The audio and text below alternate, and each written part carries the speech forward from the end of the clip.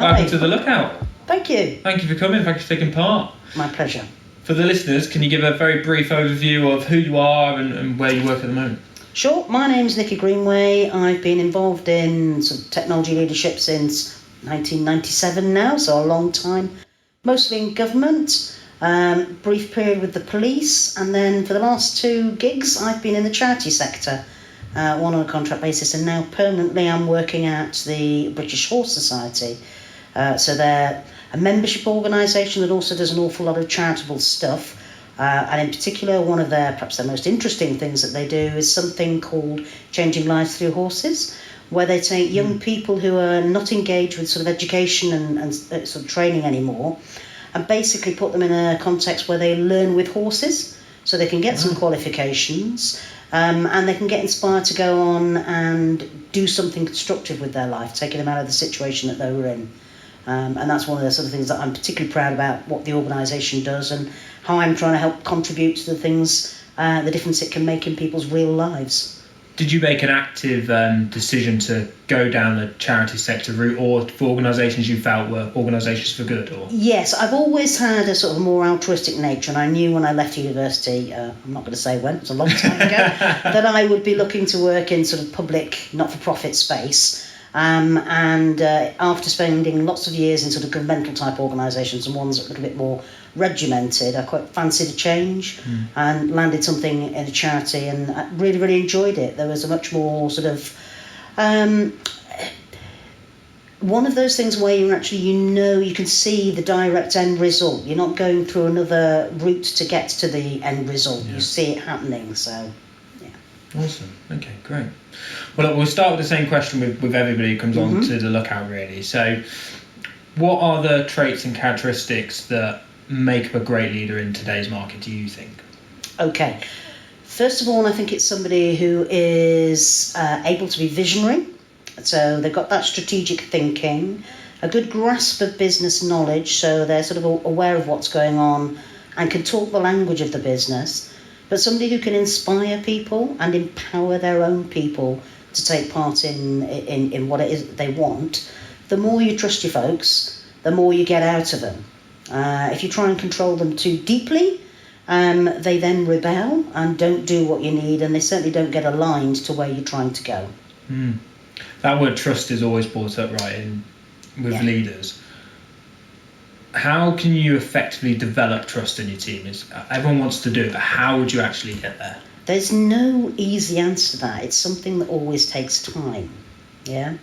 I think if you start to develop an open culture, but a culture where certainly within your own individual sort of leadership team with your direct reports, a culture where you talk about this being a trusted circle, you talk about the fact that there are things that we don't want to share outside of the table, and you encourage people to have the conversations and be open about things. And if you do it two-way, including in your one-to-ones and things, eventually the penny will stop as people start to trust you.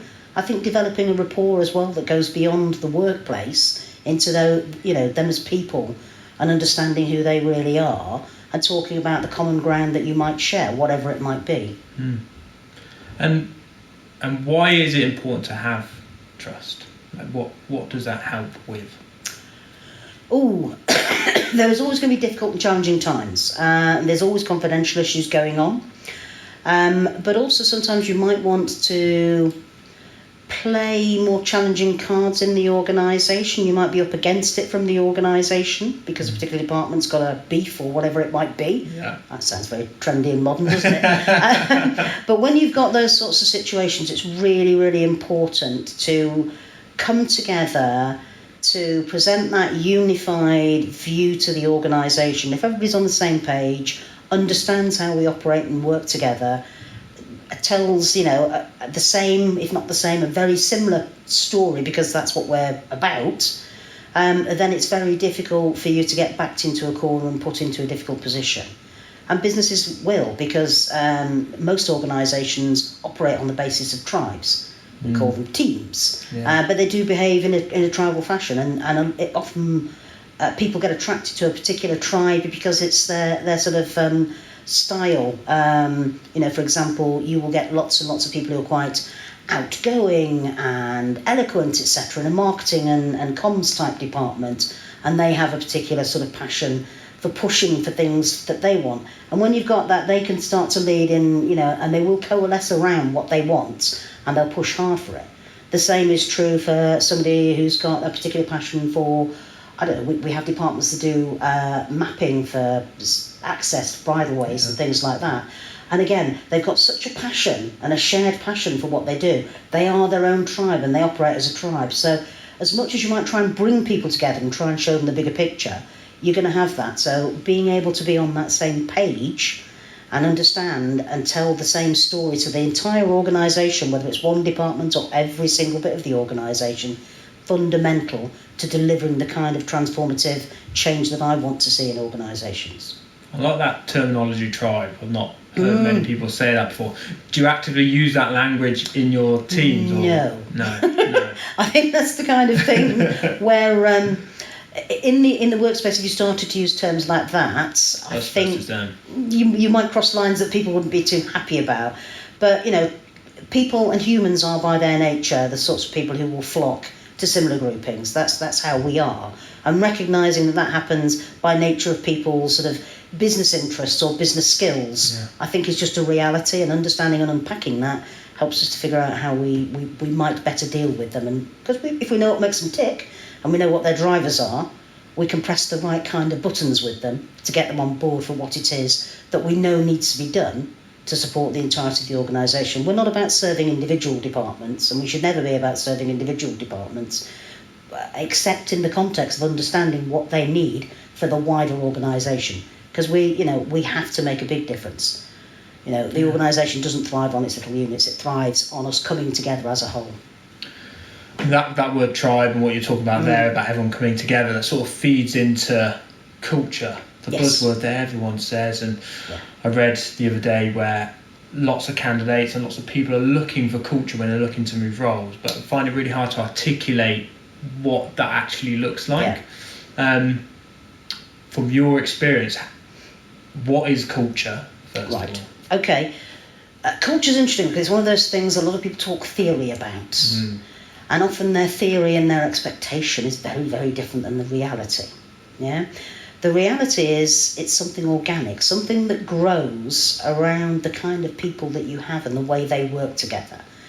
You can influence it through things like values and behaviours, but sometimes those things can be too forced. They need to reflect actually what you've got there, and they need to reflect what the organisation is trying to achieve. So, in my own organisation at the moment, we have a bunch of values that are called horses first. That's the H. One team, respect, support and excellence. Well, I don't remember all of them, Well, very easy because they spell out horse. But having those kind of things, and they do align to what we're actually trying to achieve as an organisation, means that they're not sort of false values that are kind of imposed. And I think in a lot of organisations you see them try and impose words that are strange. I worked in one organisation where one of the values was shrewd. Shrewd, okay. Which isn't necessarily a good thing. And I don't think you can create a culture. I think that you can influence the people to align themselves to that, but you can never force it.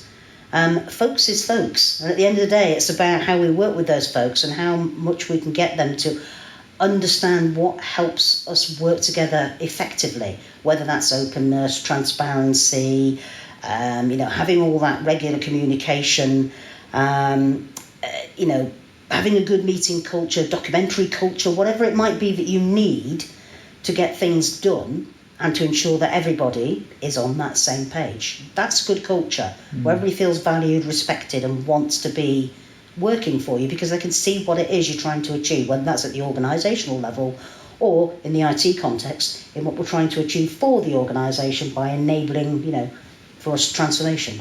Yeah. So if somebody's just moving into a new IT director role and they've been told that, look, one of the challenges we've got at the moment is we think we've got a difficult or challenging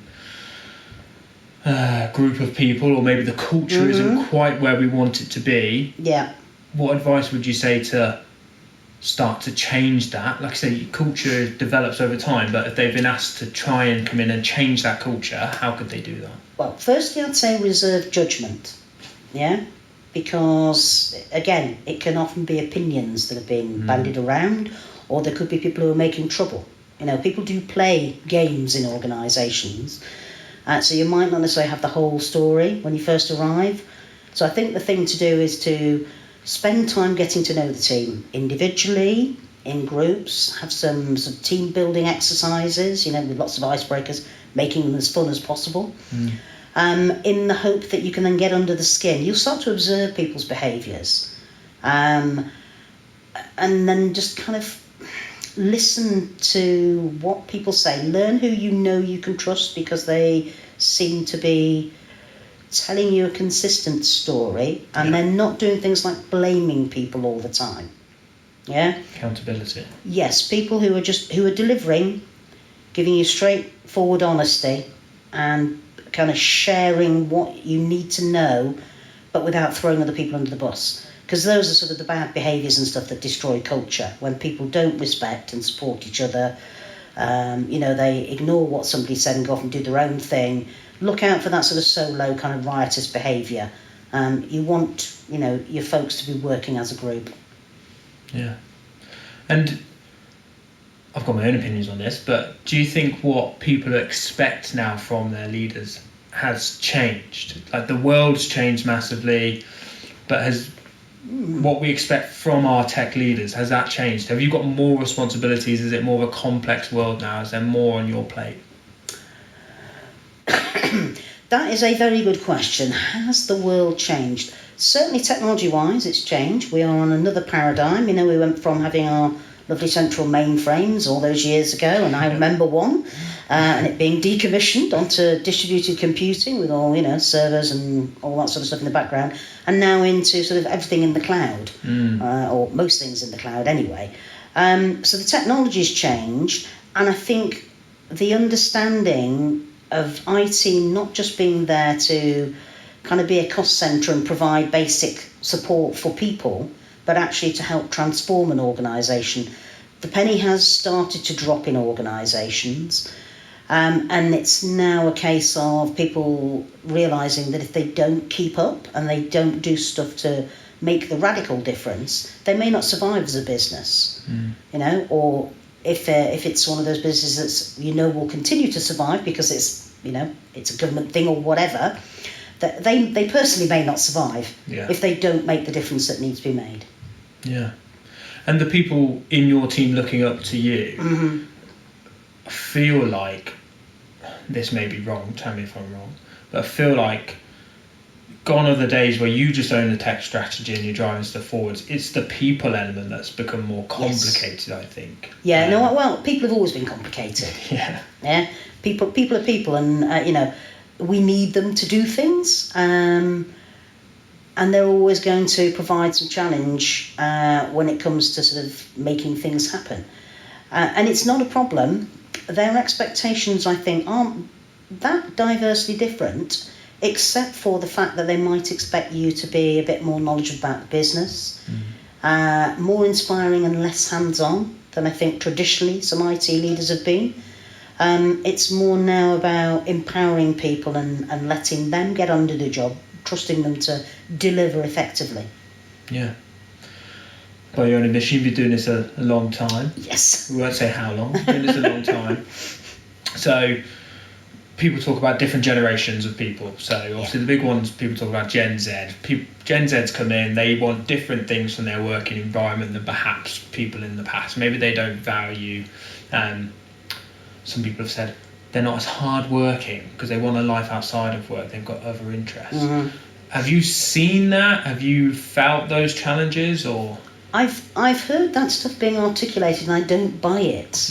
Yeah. I think young people are just as hard working today, if not more so than they ever have been. I think about, you know, my days with things like university and stuff, we didn't have to have a job to keep us going whilst we were at university because we got grants and all that sort of stuff. That's how old I am. But the young people who come have had to work really, really hard to get their qualifications. A lot of their qualifications and stuff much more based on coursework and final exams and all this sort of stuff. They know how to pace themselves and how to work really hard. And I think to sort of see them as a lazy generation because they've got all this lovely tech and stuff, and that's all they ever, mess around on their phones or whatever. It's just nonsense, because it's not the reality. They're very deeply caring, and yes, they might not understand how the workplace used to be many, many years ago, but it's no longer that. It never will be. Yeah. And yes, there's some lessons we could probably still learn from the past, not least around things to do with how people manage their information more effectively. But they bring so much kind of vigour and enthusiasm to the workplace, but they're also, I think, as a generation, in a very difficult position because of things like cost of living.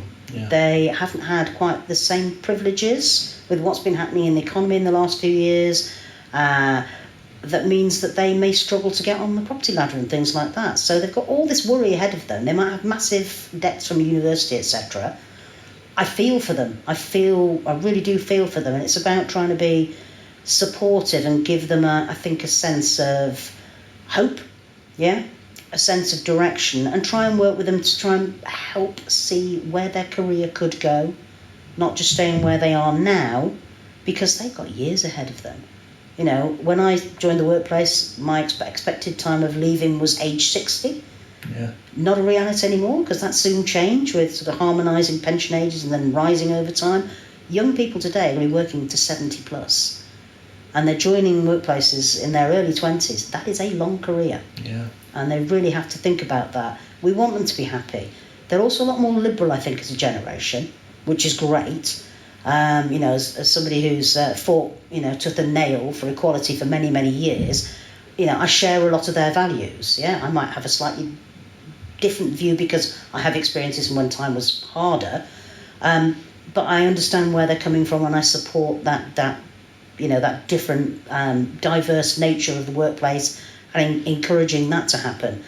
I think the other thing about these young people is that they really do want to make a difference in life, but they want to make a difference on their own terms. They want the flexibility in terms of not having to come into the office all the time and that sort of thing.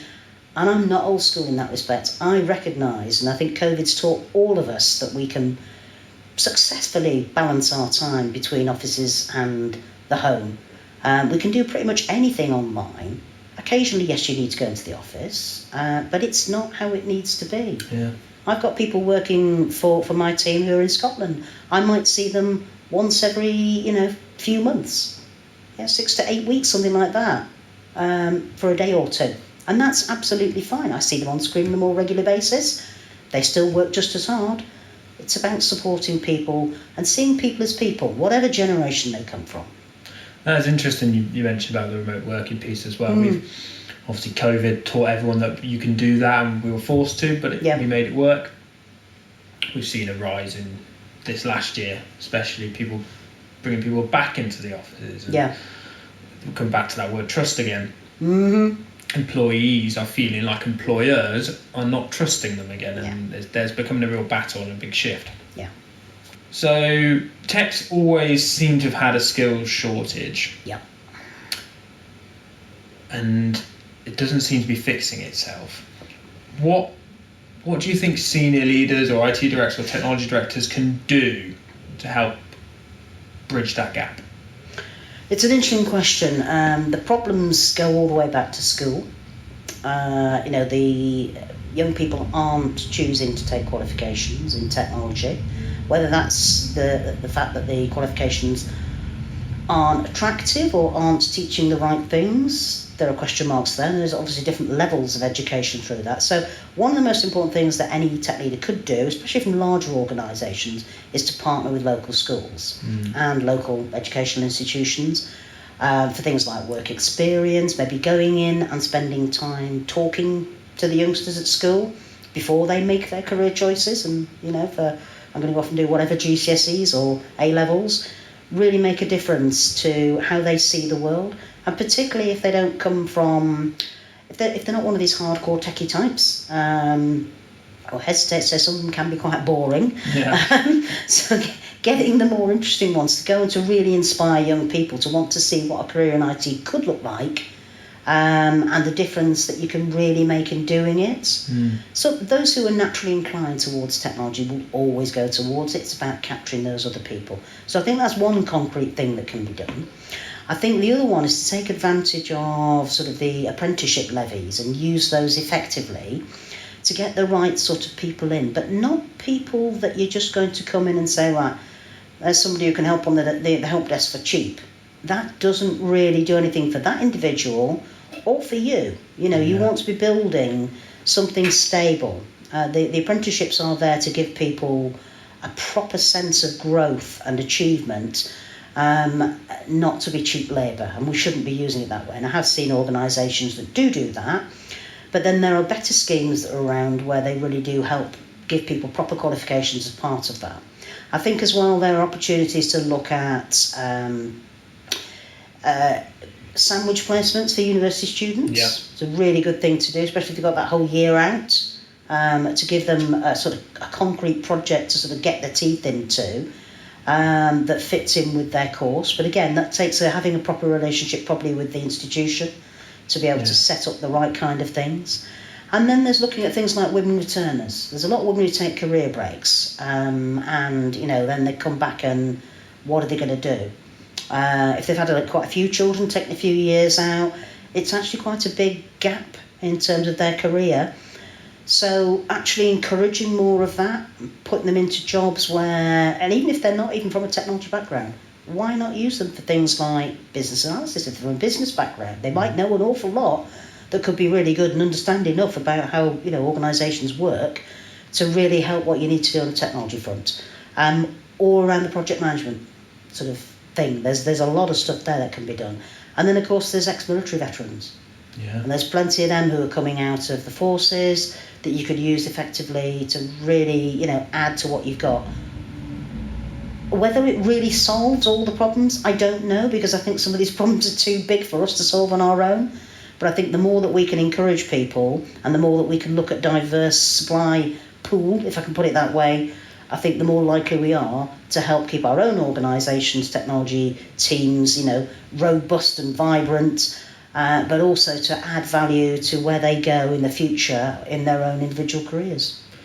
Yeah, you make a really good point about women and mothers taking that break out. Slightly controversial question, but do you think tech is still quite prejudiced to mothers taking a year out for maternity, let's say, and then coming back into the industry? Oh, I don't think it is in the sort of organisations that I've been working in. However, I have a feeling that it may be a slightly different picture in some organisations. Yeah.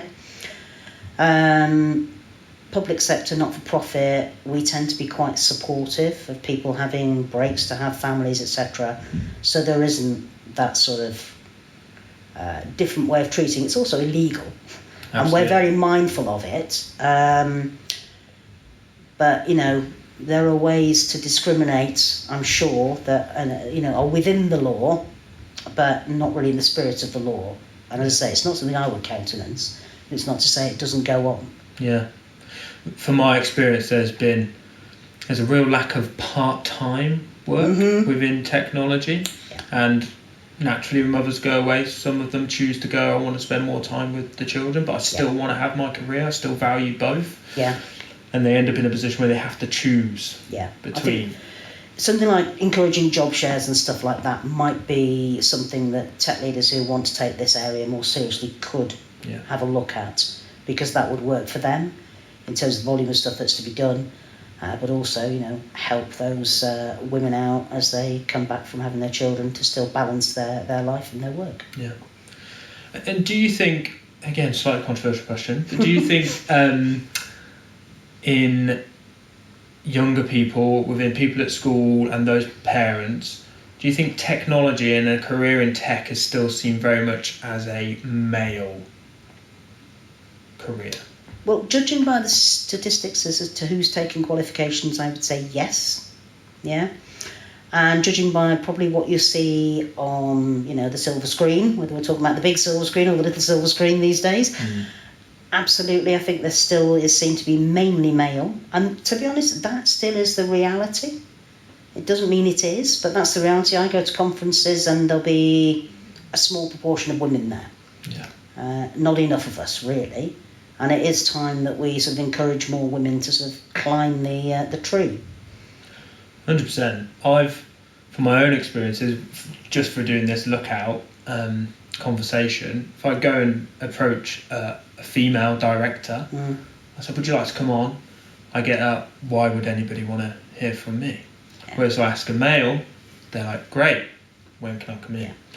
So it's an interesting... I think that's the difference in how men and women are socialised.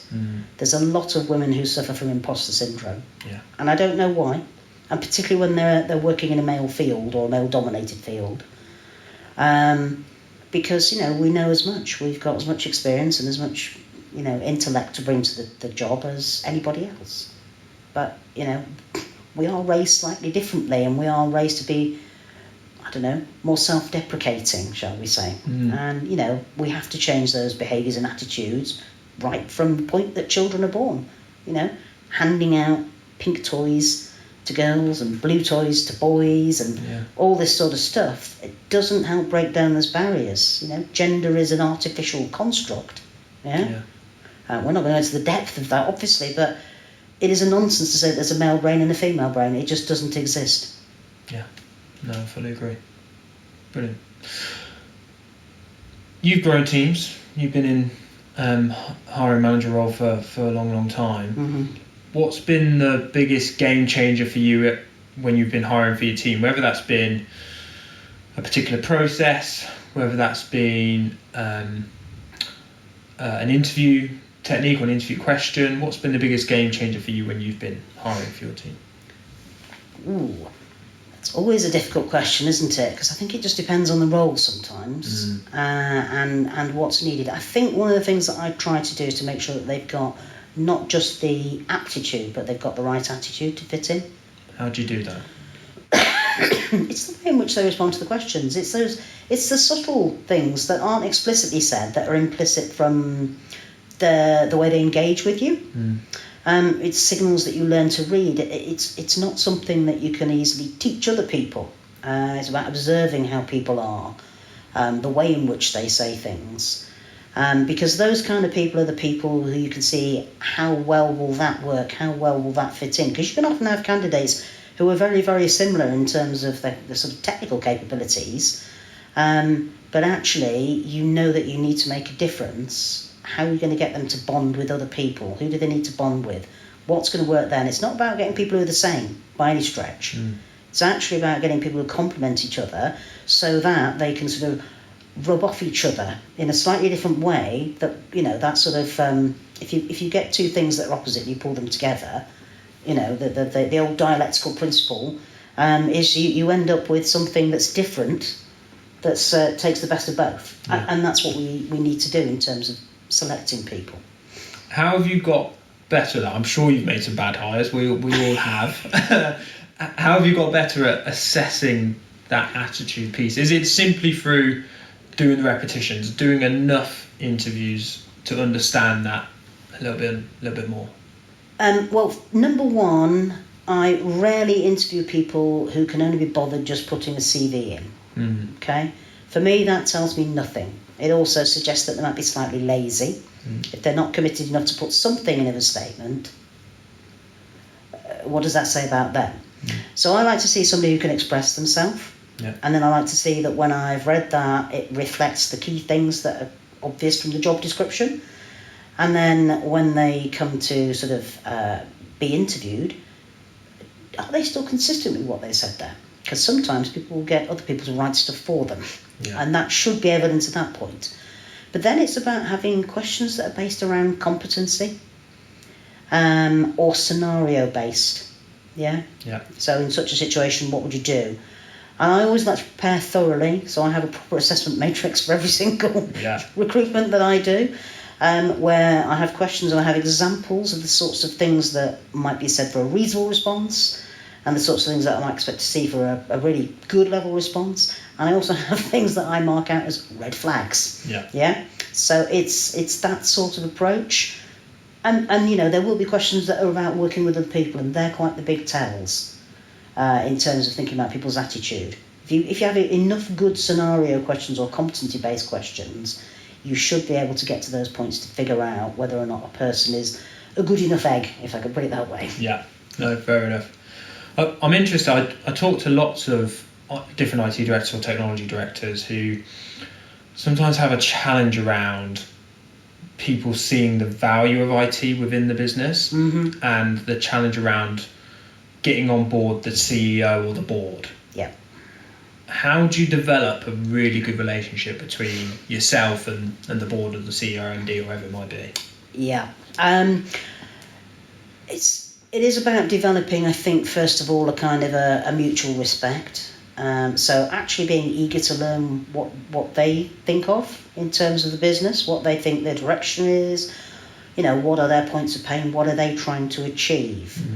If you can get under their vision and then underpin that with the sort of technology approach that will address what they want, and you can hit all their sweet spots, and you can repeat back little phrases that they have given you whilst you have listened to their points of pain, it goes a long way to getting them to buy in. I think coming up with logic to sort of look after the FD side of things as well, because often the CEO is equally interested in the financial side of it. Of course, efficiencies and those sorts of things. There are buzzwords, and it is about coming out with the right buzzwords, but listen to the buzzwords that they use first and make sure they're in there. But underpin it all with everything that they have said that's sort of slightly more inspiring in terms of their strategy, especially if they don't have a documented strategy. What have they said that looks to you like a strategy and feels like? What have they said that refers to the culture of the organisation and what they want from that culture? How can you reflect that in what you're offering by way of transformation? That should land quite well. And the same then is true with, your board of trustees. In our case, that's what we have. Or other organisation that might have some governance above your sort of day-to-day operational executive, your peers on the executive. Yeah, it's a similar kind of game with everybody. Yeah, that's good advice. What you're saying is listen, first of all, understand, what they're trying to achieve, and the language they're using to do that. And then almost play back what you're trying to do, using their language and linking it back to what they're trying to achieve. Keeping it that simple. Yeah.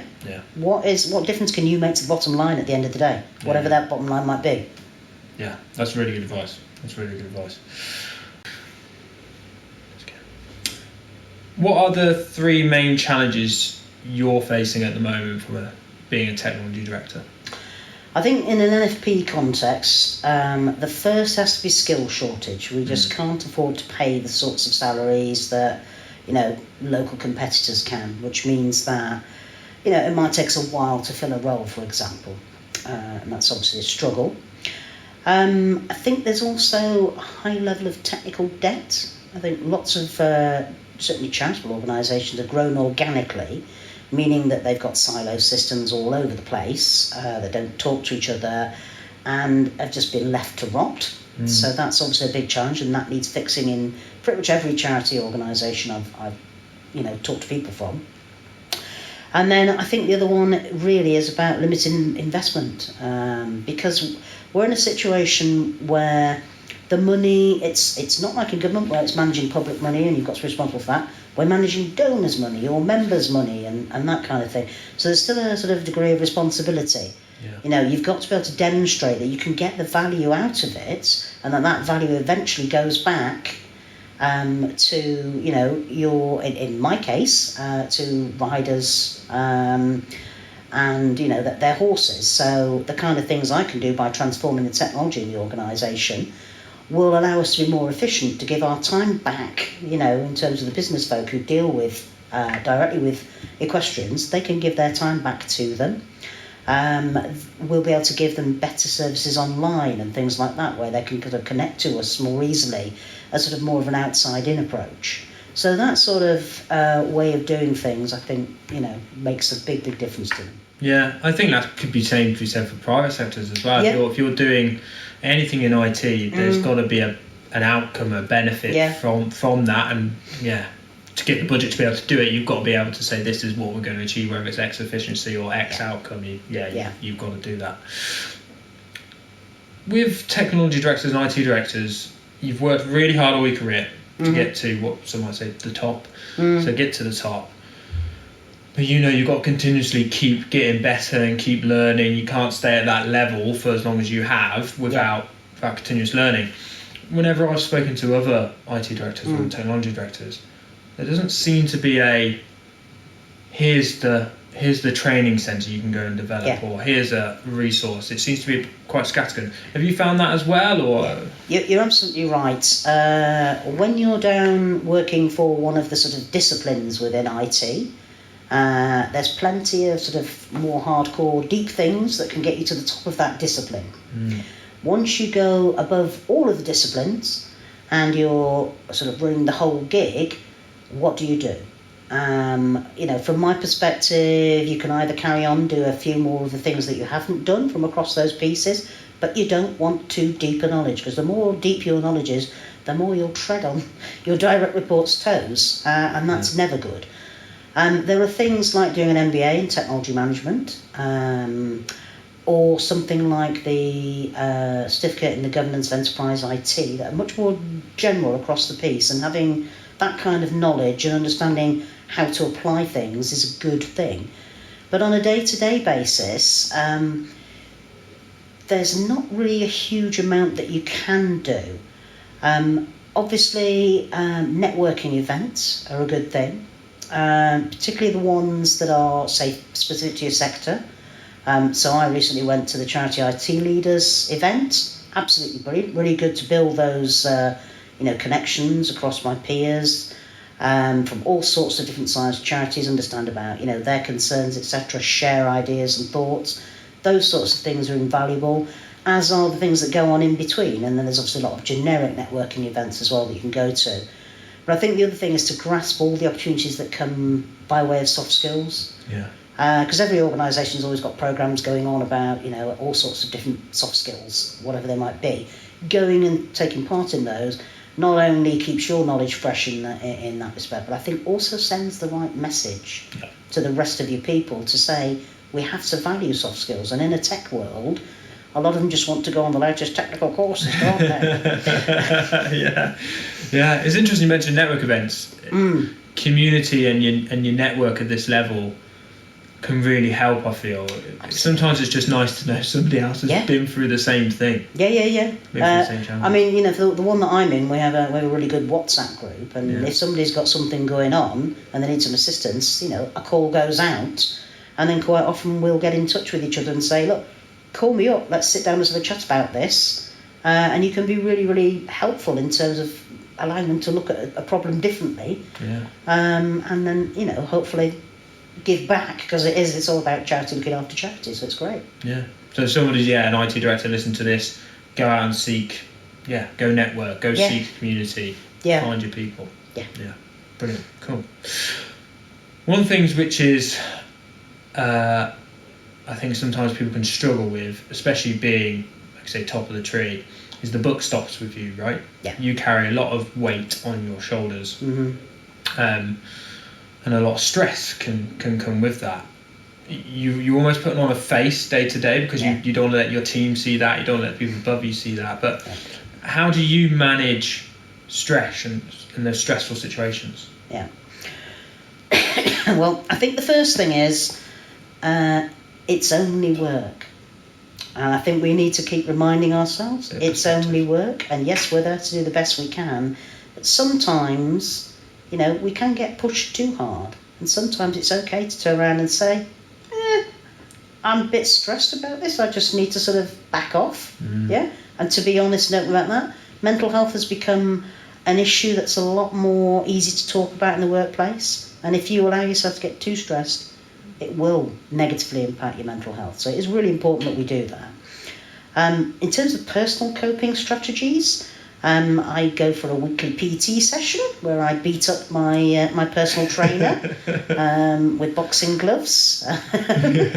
that really helps. If there's something I'm particularly angry about, I can, visualise. And then at the weekends, I'm a very active golfer, so I find that that's really good because it's a very mindful sport. You have to leave everything at the door, and you just have to relax and focus on the game. Yeah. So what you say is recognise it, so spot it. Yep. It's okay to take a break. It's okay to step back. Absolutely. And find stuff in your own time that helps you to escape from work, because it's just work. And I think as well, if it keeps happening, find another job. Don't be too frightened to say this job is not for me. We're not all built to take that kind of pressure all the time. I don't think anybody is, but it's just not worth it. At the end of the day, you've got to think about your own sort of sanity. And that's another thing I do on a regular basis, is I actually have sanity check-ins with some of my sort of peer level colleagues. That's good. Just half an hour, once every 2, 3, 4 weeks, and we have a quick half hour. It's an opportunity to whinge. Yeah. Because we can't. At my kind of level, there's often confidential things, so you can't really whinge to anybody else. Yeah. So it's like therapy. Yeah. Take it up. I think it's a really good idea. It's a good idea. Yeah, book in time where you can actually release. Mm-hmm. Yeah, that's a good idea. I like that. Well, look, we've come to the final question. So the final question we always finish with is, for any of those who are watching or listening who are inspired to be an IT director or technology director on that journey, what's the one piece of advice you would give them? One piece of advice is to seek breadth. Yeah?